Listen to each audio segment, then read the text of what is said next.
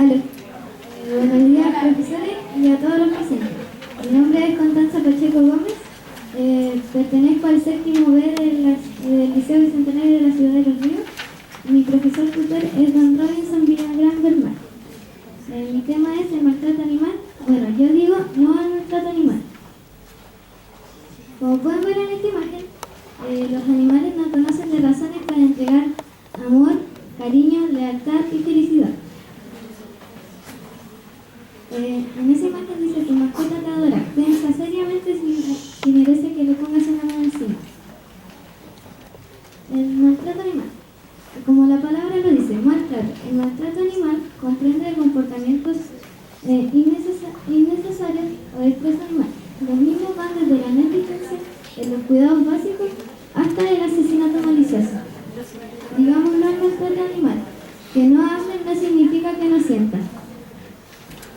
Existen dos tipos de crueldad animal: maltrato directo y el maltrato indirecto. Maltrato directo, que consta de falta intencional en proporcionar los cuidados básicos, la tortura, mutilación y el asesinato de un animal.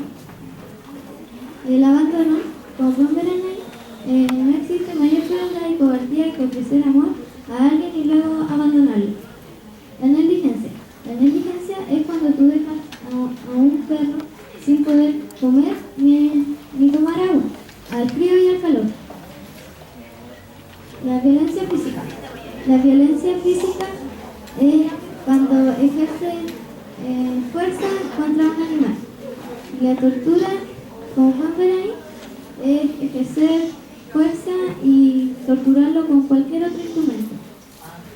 La mutilación. La mutilación es cuando le cortan cualquier parte de su cuerpo. Normalmente por moda le cortan la cola y las orejas. La muerte es cuando ya no hay signo vital. Maltrato indirecto.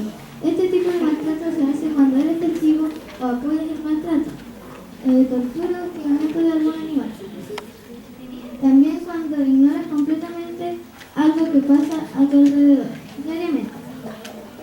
Algunos ejemplos de maltrato indirecto son ir a las peleas de perros, ir a las peleas de gallo.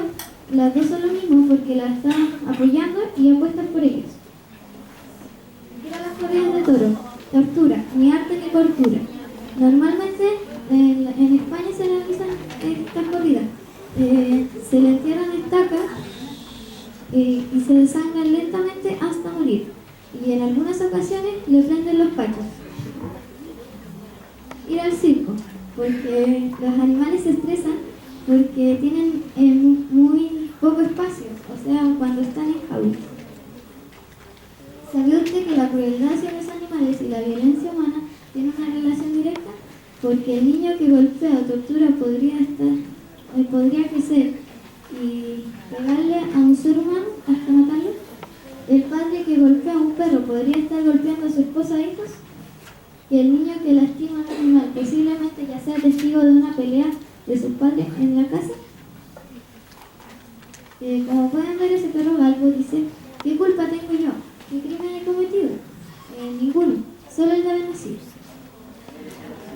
¿Cómo podemos ayudar a combatir el maltrato animal? Edúcate a ti mismo, educa a otro y establece un ejemplo. Ayuda a las organizaciones de los derechos de los animales con reputación.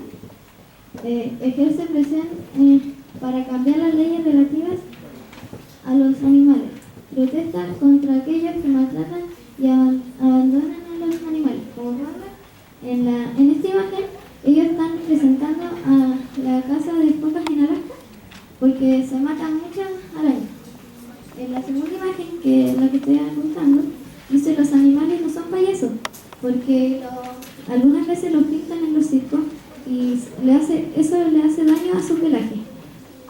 En la tercera dice: no somos juguetes, porque normalmente los papás regalan a los cumpleaños los animales y algunos niños no se hacen cargo de ellos.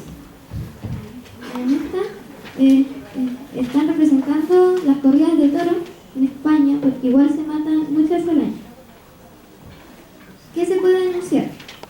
Agresiones, golpes, no dar alimento, agua al albergue, restringir libertad de movimiento, malas condiciones de vida, abandono en cualquier forma, robo de animales, envenenamiento, tiendas de mascotas en malas condiciones, tenencia, venta, tráfico de especies protegidas, peleas organizadas de perros, gallos y tiraduras de caballo, mantenerlo sin tratamiento médico y en salud deplorable. Dice una vieja leyenda que cuando un humano acoge y protege a un animal hasta su muerte, un rayo de luz guía su vida